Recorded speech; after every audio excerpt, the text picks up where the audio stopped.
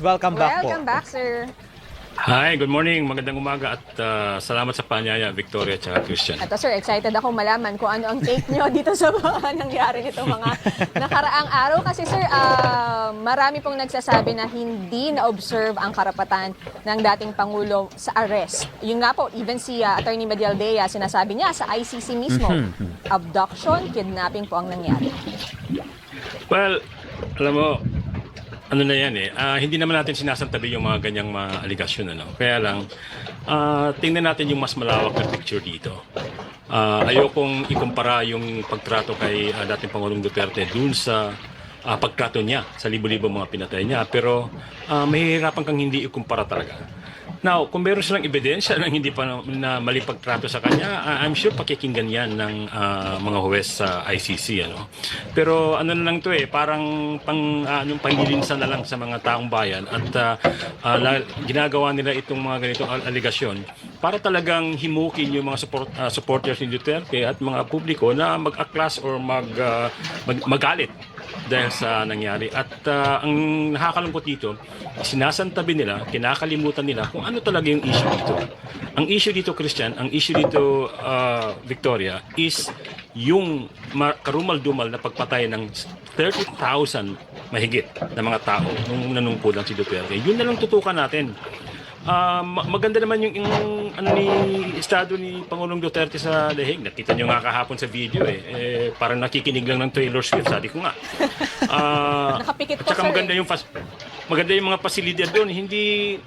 Hindi siya pinababayaan doon. Huwag na silang masyadong nanggagaslight pa kung ano-ano pa mga sinasabi. Tutukan na lang yung issue. Okay lang ba sa inyo na itong Pangulong ito, nung panahon niya, ay nagpapatay ng mahigit 30,000 tao? Yun ang tanongin nila. Pero doon sa arrest, sir, ang daming videos na lumalabas na ang dami talagang nakasurround na police sa kanya sa Villamor. Hindi ba overkill yung ganong karami? At ang reklamo rin ng kampo niya, hindi siya binigyan ng access doon sa kanyang ibang counsels pa. Si Attorney Medialdea lang yung nandun. At yung iba, even si Vice President Sara, hindi na pinapasok. Nitpicking na lang ito tingin ko Siyempre, napakahalaga ng issue na yun dumating sa airport. Alam nga namang security guard lang yung ipadala ng administrasyon ng Marcos doon, para kunin siya. Siyempre, kailangan nilang, maximum tolerance sila, sinasabi nila. Pero at the same time, dapat andun din talaga sila. In fact, kung titingnan niyo, kung sino mang merong mas may kasalanan dito, halimbawa, ng pananakit, yung ganun, yung si Hanilit Avancenia, pinukpok sa ulo yung isang pulis. Diba? Hindi na nga nag-file ng kaso Kasi nga, pag pinailan pa nila ng kaso, check yan, gagamitin nila yan against sa kanila. Again, mga maliliit na issue ito, hindi ko minamaliit, pero ito yung mga side issue na tinututukan ng mga kampo ni Duterte para, alam mo yun, para rinsahin yung mga tao, para yung pagkaklasing sila against sa nangyari. Pero again, babalik ako doon. 30,000 katao ang napantay sa drug war na ito. At yan ang tinututukan ninyo, yung kung paano ang dami ng pulis, kung paano hindi raw binasahan ng sakdal si Pangulong Duterte. Kalokohan na yan. Maging ano tayo ng konti, maging may yung proportionality ng ating response. Okay? Itong nangyari ng drug war, ito yung pinakamatinding human rights catastrophe sa Pilipinas sa history natin. Not even during the Marcos dictatorship. Okay? Ngayon, kung hindi nyo titingnan yan at mas lalo pang titingnan pa ng mga aliado ni Duterte, yung kung paano siya hinaresto, kung ano mga question, medyo mag-isip-isip naman tayo ng konti kung ano yung mga moralidad natin at pagtingin sa kung ano ang tama. Pero sir, kagabi po ang binanggit doon sa initial appearance ay mga specific na cases lamang po. Ilan ba yun, partner? 19, saan ba yun? 43 or something? Yeah. Parang Yes, isang 19 at isang 20. Yung specific na number na yon, sir, enough na ba yon kung sakali man na siya nga ay makatulan doon? Enough na ba yon para masabi natin na na-serve yung hustisya para po doon sa sinasabi po natin na more than 30,000 na namatay sa drug war? Well, Christian, hindi ako privy doon sa mga kung ano yung thinking ng mga huwes. Hindi kami privy doon, so hindi namin alam. Pero ito ang nakikita namin. Tandaan niyo, mula nung sinimulan nilang investigasyon noong 2018, di ba? ang hirap ng kumuha ng mga ebidensya. Ang hirap ng maghikayat ng witness na tumistigo at alam niyo yun, pumunta sa The Hague o mag-file ng complaint sa The Hague. Kasi nga, dito pa lang sa Pilipinas, talo na sila. Hindi sila makapasok sa police, hindi sila pinapakinggan ng prosecutor, hindi sila pinapansin ng DOJ.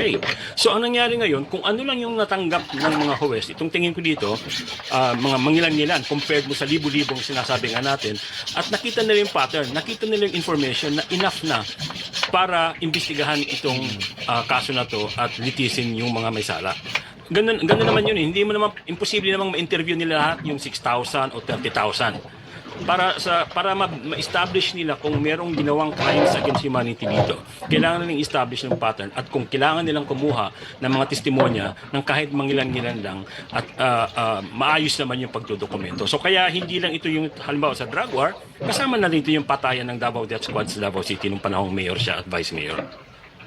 Sir, may mga panawagan na tayo ay bumalik sa ICC, maging member ulit tayo. Ano po ang take nyo dito? Ano bang benepisyo? Well, definitely, ito yung challenge ngayon kay Mr. Marcos. Itong nangyari ngayon kay Mr. Duterte, kung meron mang ipinakita dito, kung meron mang tayong take away, kumbaga dito, ito ay ang kahalagahan ng ICC sa international at transitional justice. Kasi nga, yung ating mga domestic justice and accountability mechanisms ay basag. Hindi gumagana para sa mga mahihirap. Gumagana yan sa mga mayayaman at may kaya. Pero para sa mga mahihirap na libo-libong biktima ng drug war, hindi gumagana yan. Kaya, importante na mayroong dinudulugan yung mga biktima ng mga crimes against humanity tulad nito na mga institusyon katulad ng ICC. Kaya importante ito nangyayari sa ICC at kung magiging consistent lang ang Administrasyong Marcos tungkol dito na nakita nila yung value ng ICC at nakita nila yung kailangang improve yung human rights situation sa bansa, wala talaga silang choice kundi ibalik ang Pilipinas sa International Criminal Court. Yun yung logical na papuntahan nito. Kasi kung hindi nila gagawin yan, kung hindi sila magte-take ng steps to kumbaga re-ratify the Rome Statute na nag-create ng ICC, magiging hungkag lang lahat ng mga ito. Kumbaga, lalo tuloy mapapatunayan ng mga tao, mga supporter ni Duterte na ito ay politika lang. Kasi hindi dapat hanggang dito lang yung gagawin ni Mr. Marcos. Marami pa siyang pwedeng gawin. Apart from ibalik ang Pilipinas sa ICC para mapatunayan na seryoso sila, kailangan niya mag-imbestiga sa mga pulis at mga nasa poder na nag-carry out ng mga patayan noong panahon ni Duterte. Hindi lang si Duterte ang may sala dito. So kung hindi man madala sa ICC si Bato de la Rosa at mga kapulisan, dapat dito pa lang sa Pilipinas, ginagawa na yan ng Administrasyong Marcos. Kailangan niyang as a policy, itigil na yung drug war na yan kasi tuloy-tuloy pa rin ang patayan eh. Mababa nga lang.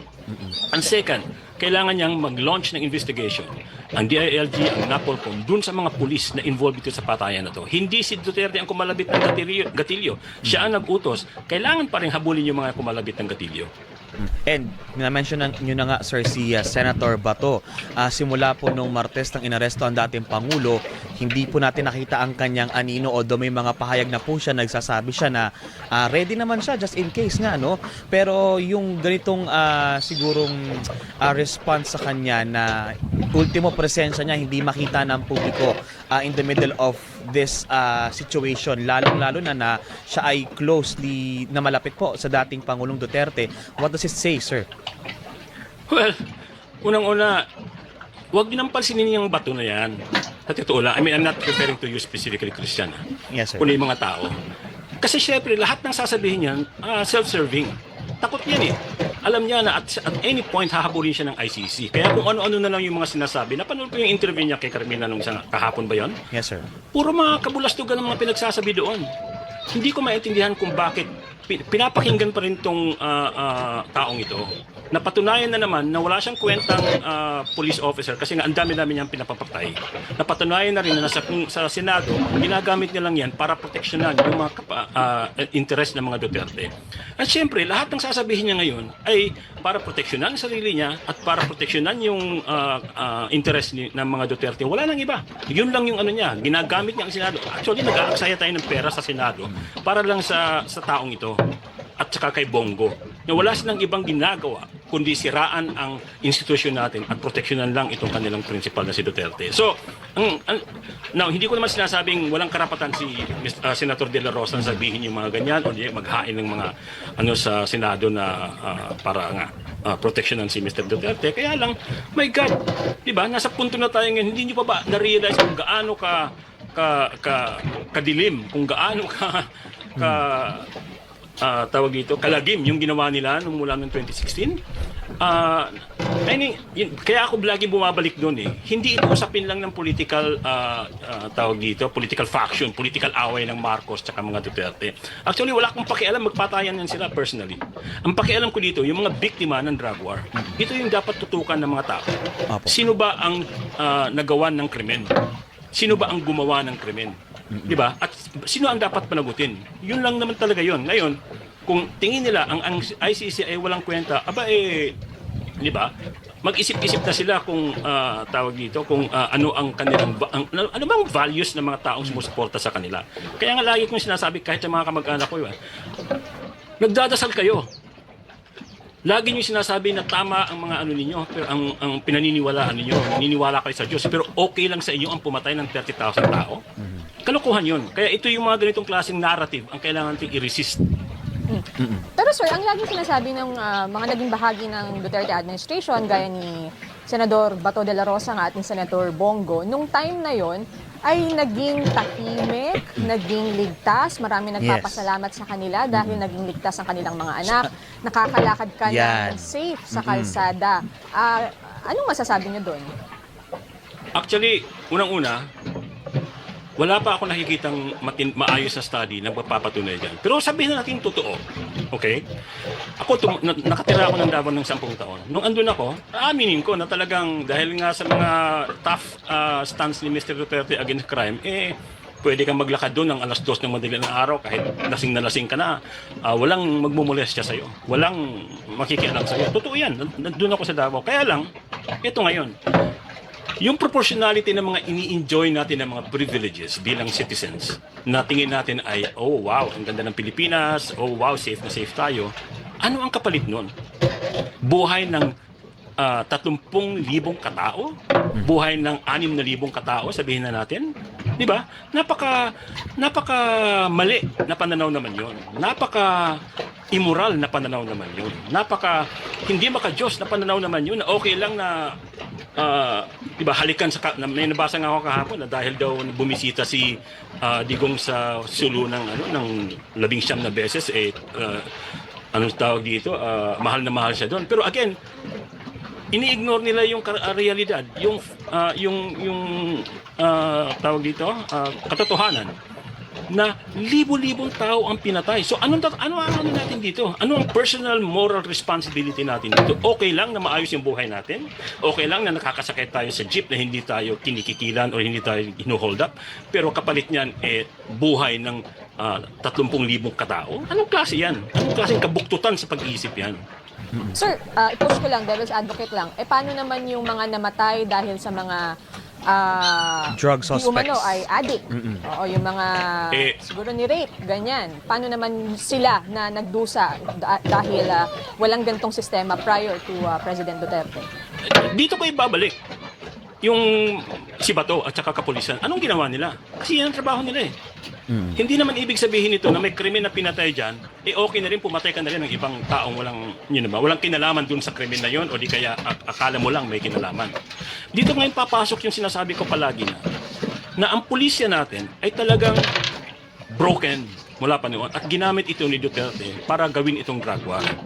Ano ang ginawa ni Bato para yun sa mga kaso na yan, Aber? Yung mga sinasabi nila, mga ni rape, minasaker, mga ganyan. Anong ginawa nila? Pumatay na lang sila. Pero again, yung criminal justice system natin, anong ginawa ng Office of the Prosecutor? Anong ginawa ng DOJ?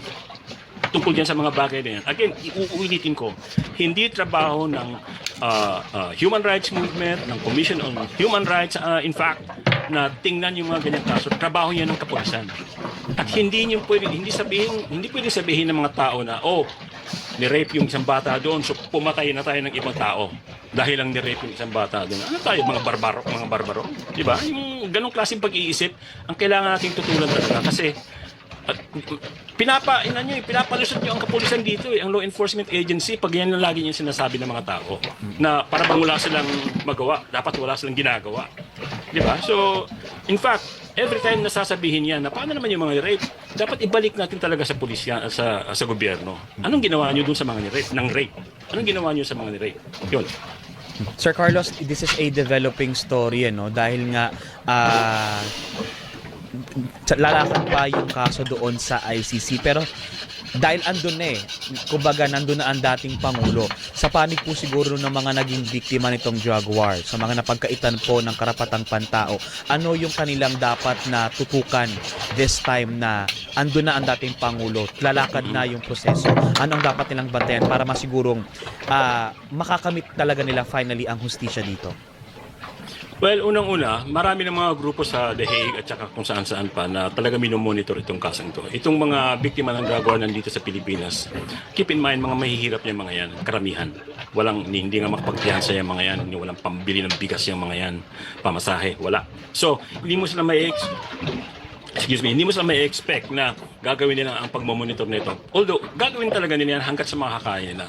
Sa tingin ko, ang isa sa pinakamaganda nilang gawin ay magbuklod-buklod sila along with the other victims of the drug war. At kasi tumatanggap pa ng kaso ng information ng ICC, ng Office of the Prosecutor. Andyan, pag pumunta kayo sa website, may nakalagay pang link doon kung paano pa magbigay ng impormasyon sa ICC. So yung numero na yan, yung 1923, maladagdagan yan kung magkakaroon lang ng lakas ng loob itong mga ibang biktima ng drug war.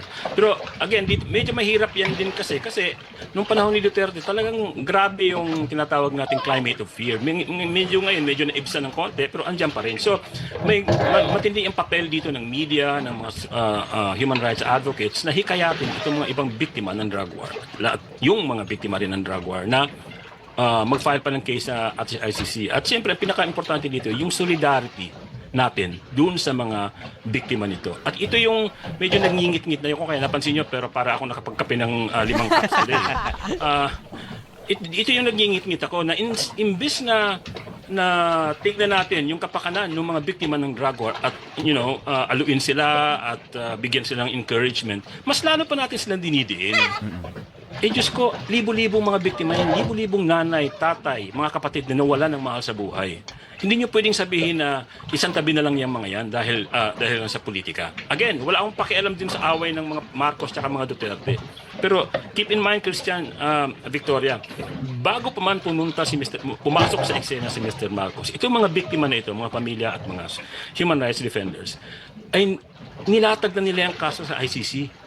Simula pa lang noong 2018, 2017, even way before that, mayroon ng mga ginawang hakbang para latagin yung pagdodokumento. So para ang ano nila at that time na parang okay, alam naman natin na baka hindi mangyari ito madalas sa ICC, pero maigi na yun, meron tayong nilalatag. Ito nga, biglang nagkagulo sa politika, pumasok si Mr. Marcos, nangyari ito. Tingin nyo ba kung hindi na nilatag ang mga biktima yun at nagkagulo ang Duterte at Marcos, mangyayari ito? Hindi, syempre. So importante dito yung papel ng mga biktima. Yun yan sinasabi ko. At sa mga biktima mismo, bigyan nyo sila ng lakas ng loob. Instead na panghinaan sila ng lakas ng loob dahil sa mga kung ano-ano mga sinasabi laban sa kanila. Sir, maraming salamat po at till next time, babantayan natin itong magiging trial ng dating Pangulo. Thank you, sir. Ingat po kayo. Always a pleasure, sir. Thank you. Till next time, sir. Mga kaserbisyo, subscribe na sa Teleradyo Serbisyo YouTube channel.